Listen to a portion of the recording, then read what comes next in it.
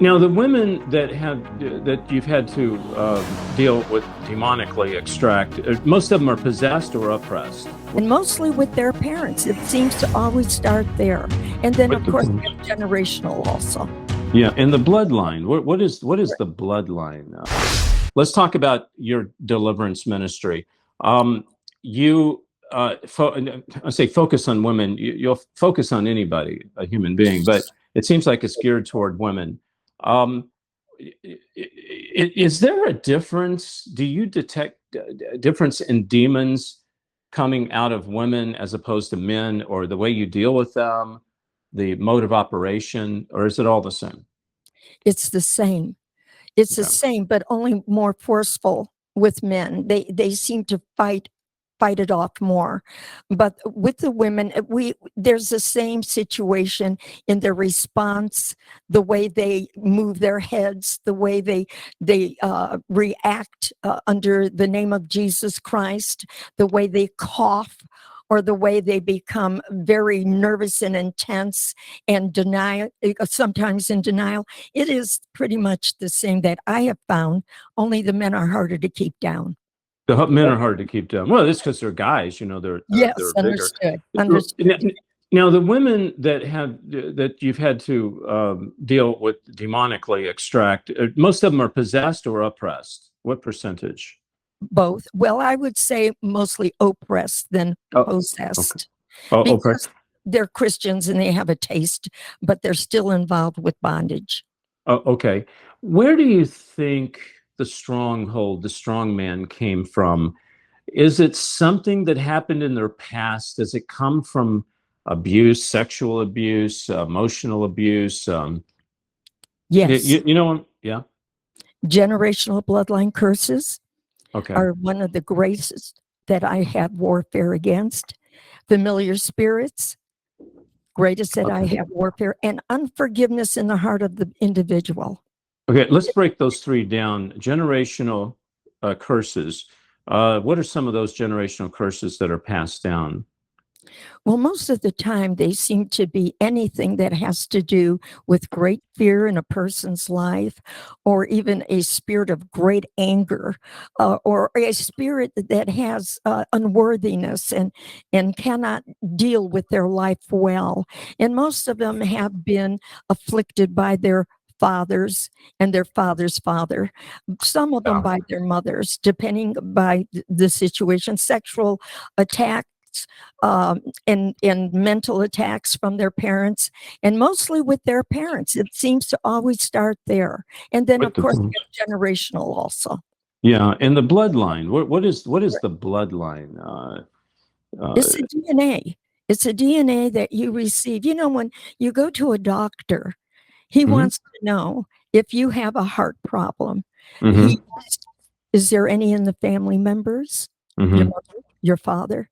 They seem to know that there's a history there, and it comes through the DNA. Well, the DNA has a spiritual aspect of it, just like we do. And so it carries a sinful manner, a sinful way, a manner in which one has developed maybe in the 4th, 5th generation, but it usually is up to only the 4th that I have noted. It makes so much sense, because I deal with some of the same issues my great-grandfather dealt with. I go, wait a minute, did he go? And it got passed through the bloodline. What was the third one you said? And then I'm going to take some people raising their hands. So you guys get ready to raise your hands. What was the third one? Well, the spirit watches, that the familiar spirit that are familiar spirit. Yeah. Familiar spirit watches and takes note of from one generation to another as to where and how they could come in at a moment of time of weakness in the individual. Wow. Okay. So we've got someone raise their hand. Sunshine, you raised your hand. Are you out there? I am. And I think the third thing you were asking her about was when she said unforgiveness. And I just wanted to state that unforgiveness is so prevalent in my family that unforgiveness killed a lot of people in my family, in my like my brothers and sisters. I have a sister who I just love to pieces, but unforgiveness is like eating rat poison and expecting the rat to die. That stuff is Feel you. And that's why God said what he did about forgiveness. He meant it, because it will Mhm. kill you if you don't. So that's what I wanted to share. Well, thank you for sharing that, You're welcome. Sunshine. I appreciate that. Patricia, up until we get someone else raise their hand, I want to talk about, there's people out there, I don't, you didn't hear this, but my wife told me that she was evicting a demon today. She had this look on her face. And I was being a little bit facetious when I said, you really? Do you stand against demons? My wife of 30 years? It's like, hey, you're too nice. You're too, and even me, I said, where'd you learn how to do that? And she looked at me, she said, well, David, you taught me. I said, well, don't listen to me. I don't want you. But here's my question, Patricia. There's people out there that they're being tormented. Their family is being tormented. They're having issues, and they really would love to be able to handle demons and to cast them out like Jesus. I'm going to be blunt. Okay, I'll be blunt. Can you give us just like one or two things that someone can do to cast out a devil? Yep, to come against them. In the name of Jesus Christ, who gave us the authority over all things. And as you said, he spoke to the disciples and he said, teach them what I taught you to do. And that is to heal the sick, raise the dead, and cast out devils. Yep, and absolutely. So yes, cast out the devil in the name of Jesus Christ. But they have to know what that demon is. In the name of Jesus, standing on the blood. Without the blood, we can do nothing.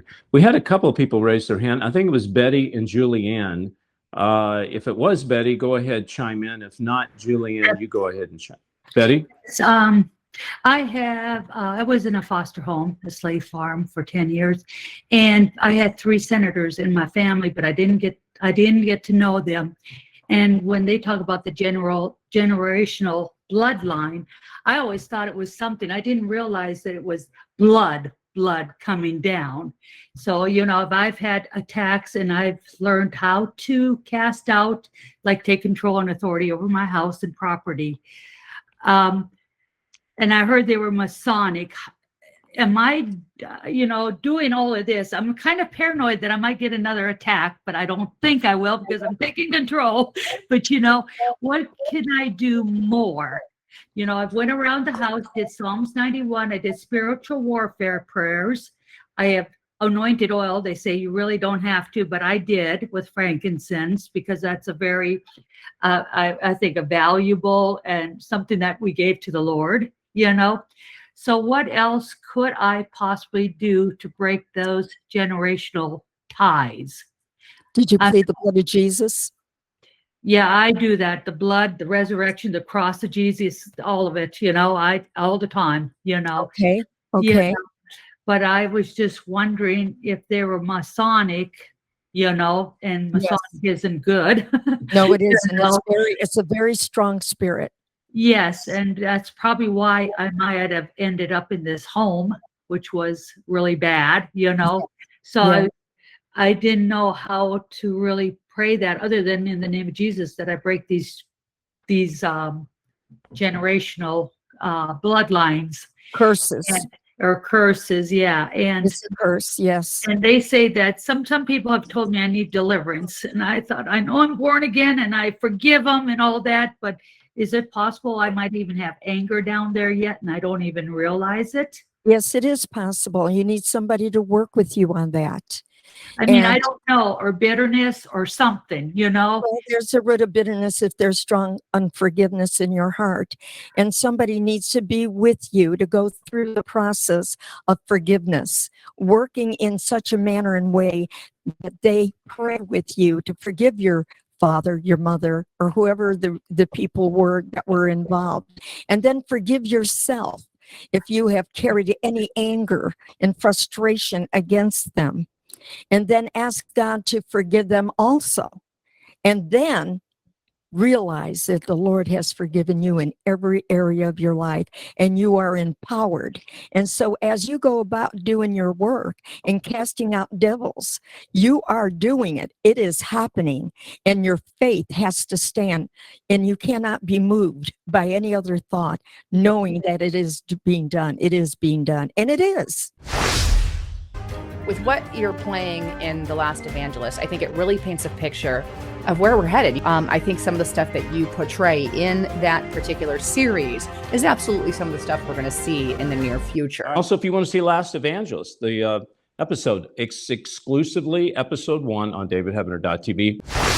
In these last days, people will worship false gods. As the Antichrist arises, Christians will be persecuted. David Heavener Investigates is proud to bring you End Times Investigations, a new DVD series containing over 8 hours of interviews, commentaries, and teaching on Illuminati and the New World Order, Satanism, miracles and healings, the Antichrist, and one world religion. Hi, I'm David Heavener, and I'm proud to bring you this brand new DVD collection, End Times Investigations. David reveals how the media is working hand in hand with the Antichrist system. Order now and receive this special DVD collection. Text bonus to 41444 or davidheavener.tv/order. Call toll free 844-806-0006. Text bonus to 41444 or davidheavener.tv/order. Call toll free 844-806-0006. We have the brand new DVD of Last Evangelist. You can get it right now. It's limited collector's edition. It's got the new episode on it, along with banned videos with me and Michael Lake and Lisa Haven, Sheila Lazinski, and things that were just taken down because they didn't like them. But you get all this right now if you call 844-806-0006 or go text the word chosen to 91999 or go to davidheavener.tv/order. If you'd like to get involved with the ministry and be a supporter, text the word chosen to 91999. We sure could use your help. And please don't forget my new books that are out, True Power and End Times Investigation. And you can get all this stuff there at davidheavener.tv/order. Don't forget to sign up to davidheavener.tv.